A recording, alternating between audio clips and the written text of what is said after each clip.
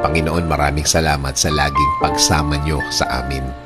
Lord, punong-puno man kami ng problema sa nagdaang araw na ito, naniniwala din kami na ang lahat ng ito'y matatapos din at magbabago ang lahat. Alam namin na dadating ang araw na when we look back, mangingiti kami at sasabihin namin, thank you Lord sa lahat ng nagdaan at tinulungan mo kami. Patuloy kaming kakapit at maniniwala sa inyong plano. Alam namin na wala kayong plano na makakasakit sa amin. Alam namin na ang lahat ng plano mo ay para sa kapakanan namin. Patuloy niyo pong pasukin ang aking buhay. Bigyan niyo kami palagi ng guidance. Pangako namin, Panginoon, na ikaw na ang magiging sentro ng lahat ng aming araw, ng lahat ng aming panahon, ng lahat ng aming sitwasyon. In Jesus' name we pray. Amen.